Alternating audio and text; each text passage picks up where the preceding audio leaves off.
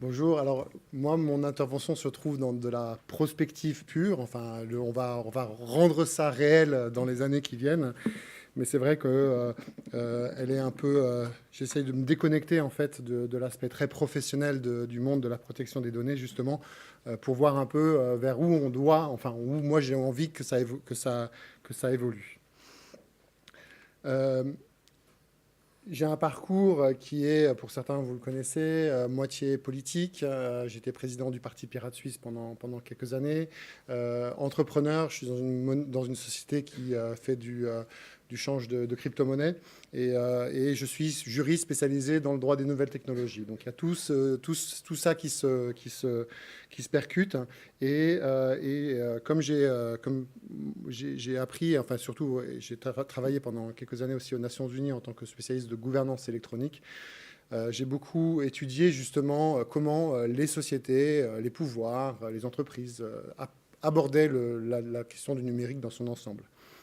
Et une des choses qui m'a toujours choqué, c'est le fait de voir des gens, des dirigeants, alors des dirigeants d'entreprise, ça c'est une chose, mais des dirigeants politiques, parler des données personnelles comme étant le pétrole du 21e siècle. Ça m'a toujours gêné. Et en fait, j'ai vu que c'était une phrase qui était utilisée comme un mécanisme simple pour essayer d'initier une politique publique dans l'économie. Et en Europe, on se trouve en retard par rapport aux États-Unis. Donc on se dit, il faut traiter les données personnelles comme le pétrole du 21e siècle.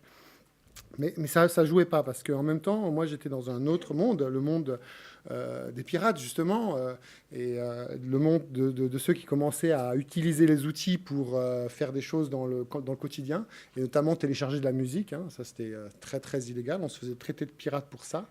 Et vous avez ici l'image d'un film qui a été fait par Arte, qui est fantastique. Je vous je conseille d'aller le voir. Ça s'appelle The Pirate Bay AFK, TPB AFK, où en fait, donc ça c'est lors du procès, et c'est Brock P, c'est son surnom, était un des administrateurs du réseau. Le juge lui dit, oui, mais est-ce que vous vous rendiez compte IRL, in real life, dans la vie réelle? Et lui, il répond, non, mais on ne dit pas IRL, on dit AFK, away from keyboard, parce que pour nous, le monde Internet, c'est réel.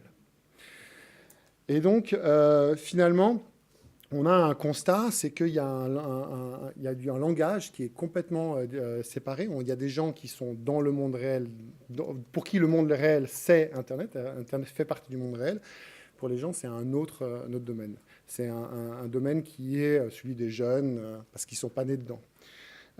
Et un autre constat aussi que j'ai fait, et je l'ai fait d'ailleurs à un événement organisé, je me demande si ce n'était pas d'ailleurs le premier événement organisé par le préposé genevois actuel, qui est dans la salle, je ne vois plus où il est, là-bas, voilà.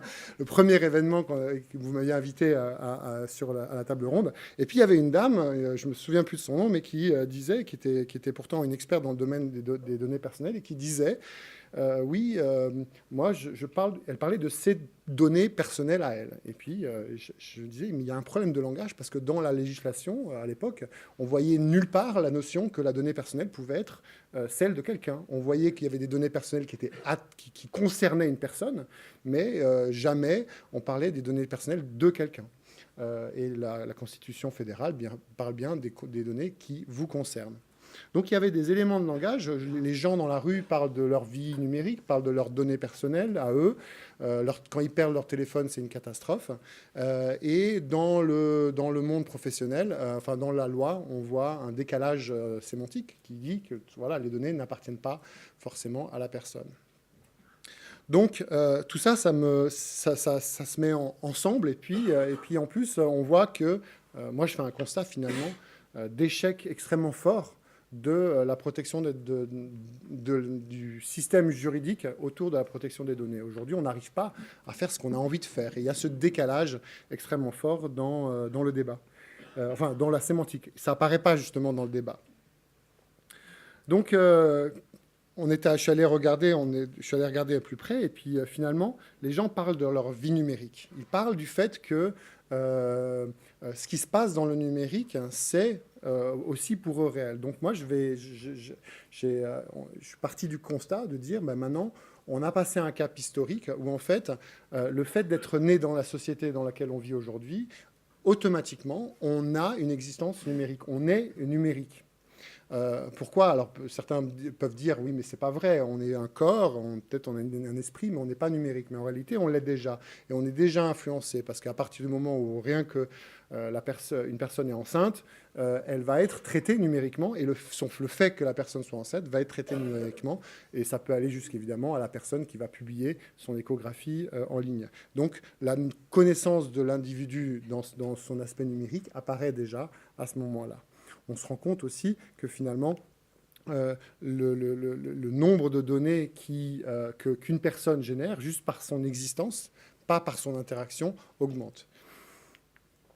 Donc la question se pose, si je pars du postulat que cette vie numérique existe, et on cherche ensuite à savoir comment est-ce qu'on va définir cette étendue, comment on va définir l'identité, enfin cette personne numérique que l'on est. On se rend compte que dans la littérature qu'on a, on voit que on identifie la personne déjà comme un corps. Mais on ne va pas vraiment définir ce que c'est le corps humain. C'est la société qui va essayer de trouver un petit peu les limites à ce corps humain. La question de l'avortement, par exemple, est très intéressante pour savoir à partir de quand on devient un humain et en tant que tel. On accepte de se faire couper les cheveux sans problème, par exemple. Hein. C'est pas voilà. Ensuite, on s'est rendu compte qu'on a aussi quand même un esprit. Et l'esprit et ce corps vont ensemble. Enfin, on a un psyché, finalement.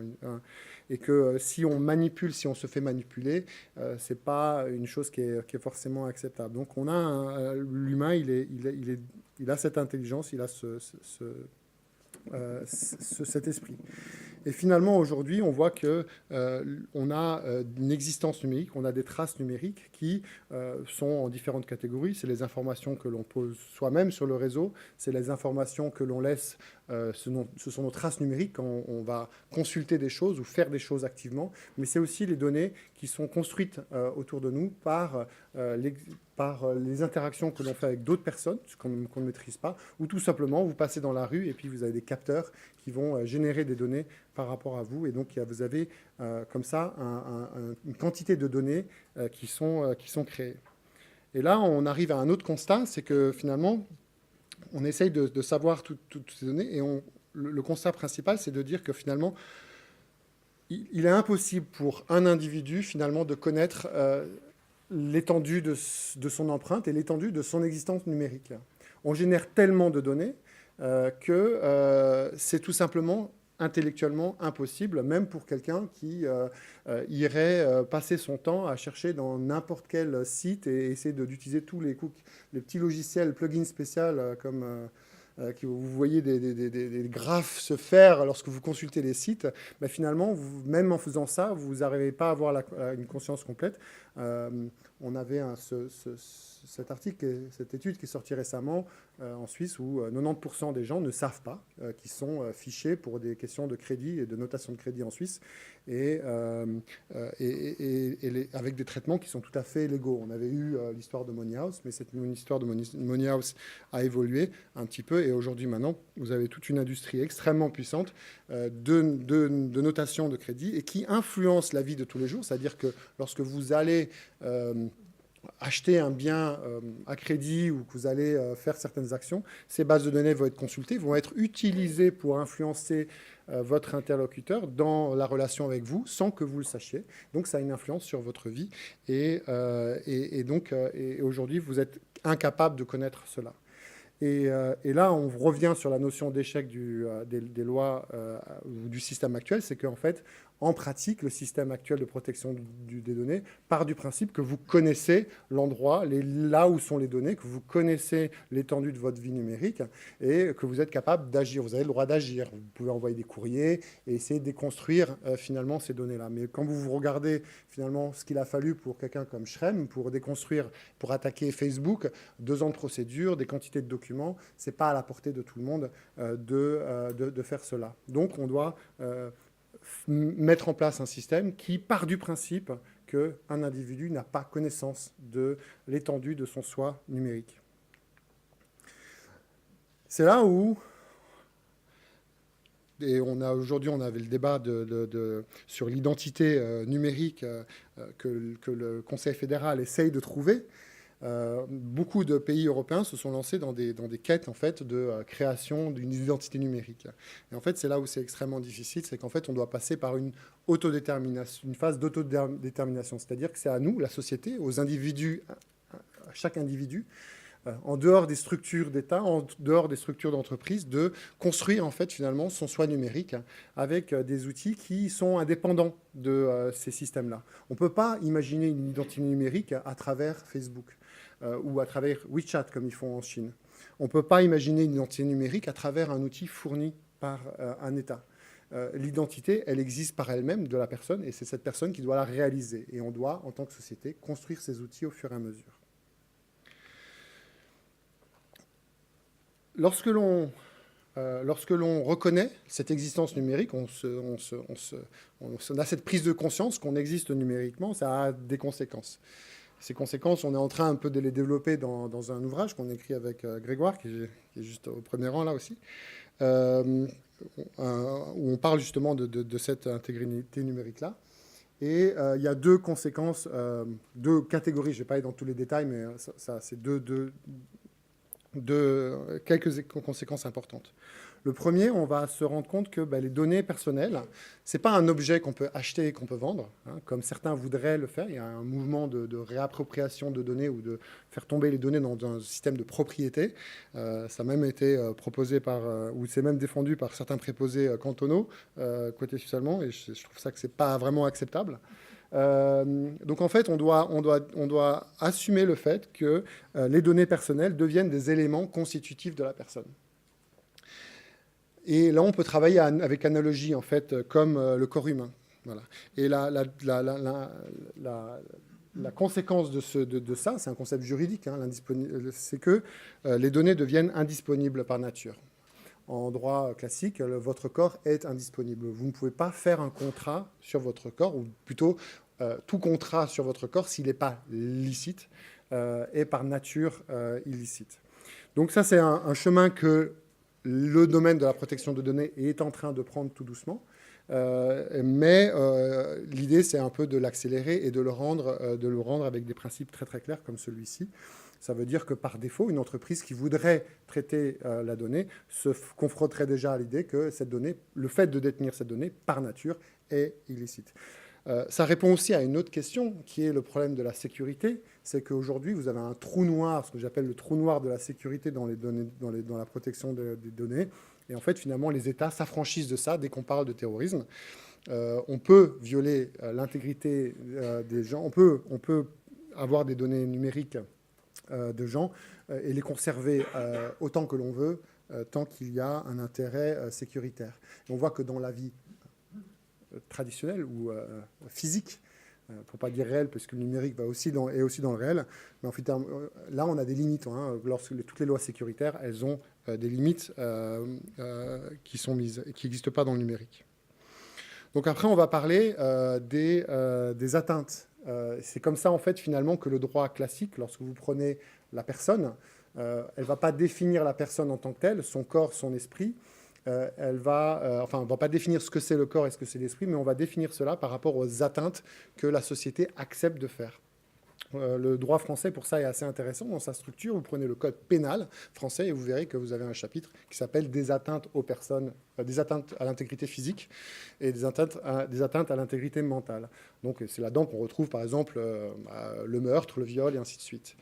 Et donc, une fois qu'on reconnaît l'existence de la personne numérique, eh bien, on a un travail social, de société à faire avec la jurisprudence, avec des lois, pour définir quelles sont les atteintes acceptables ou pas au sein de la société.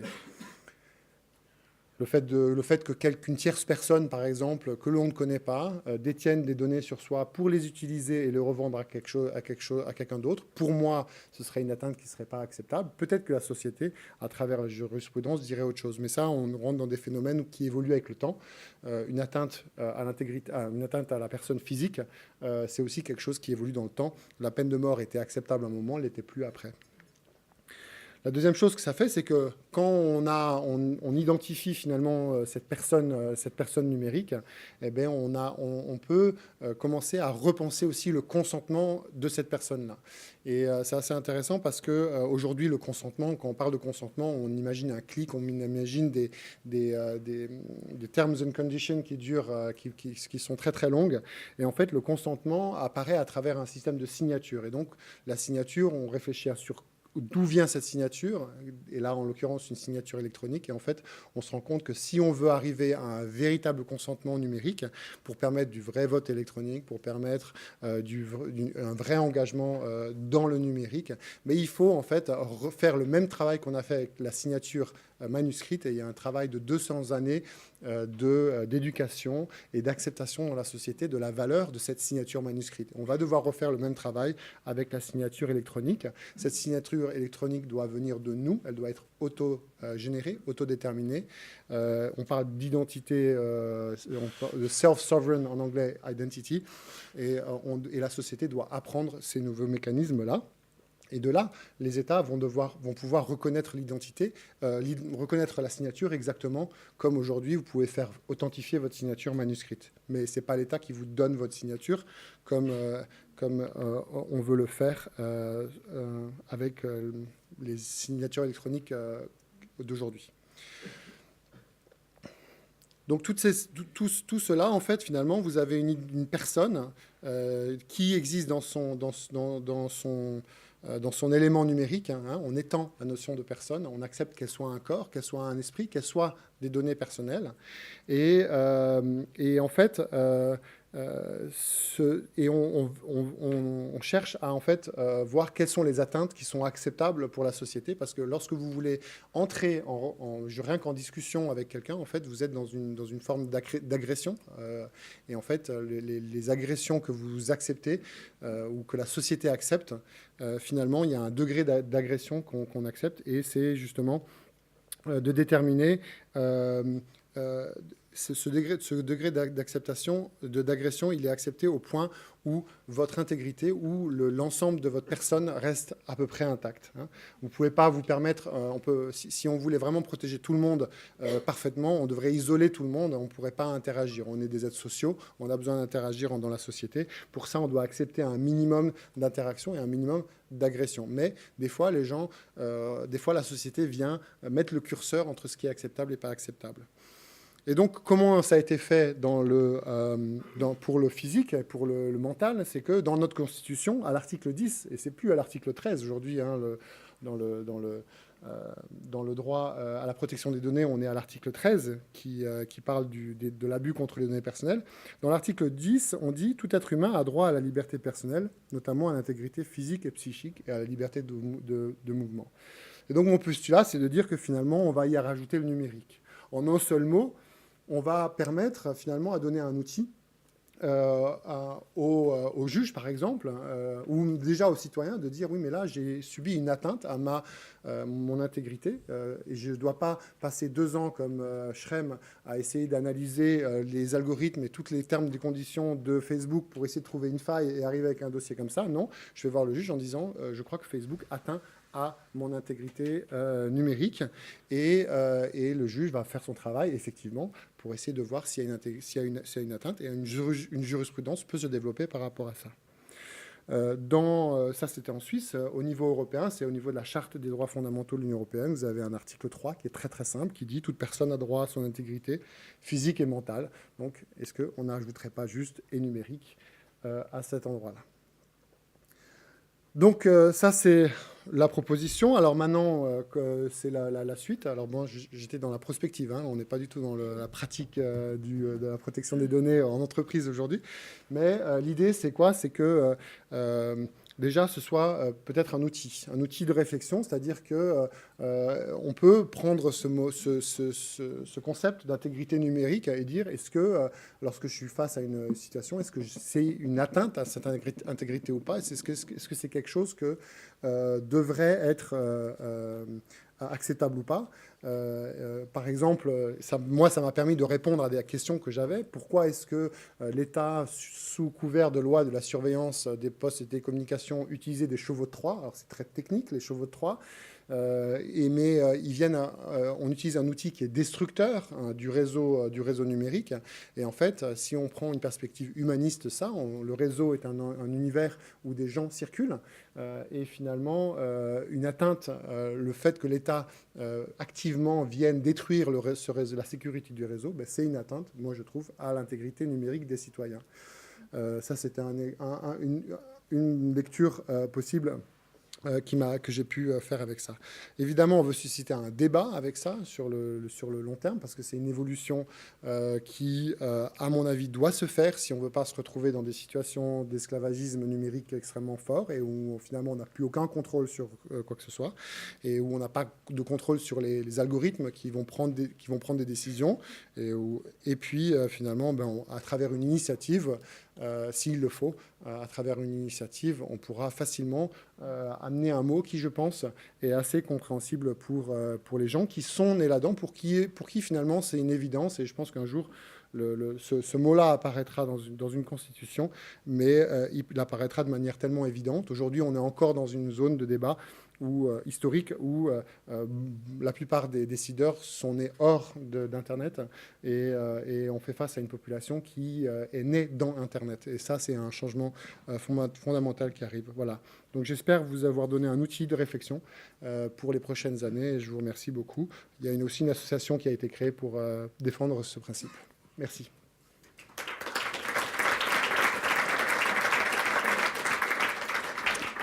Merci beaucoup, Alexis. On a peut-être le temps pour une question directement à chaud. Si quelqu'un brûle de poser une question à ce stade, on peut tout à fait le faire. Comment s'appelle cette association ? C'est l'association pour la reconnaissance de la vie numérique. Le site, c'est vienumérique.ch. Voilà. Ouais. Une autre question aussi courte ? Peut-être pas. Merci beaucoup, Alexis. Merci. Et on te retrouvera tout à l'heure sur le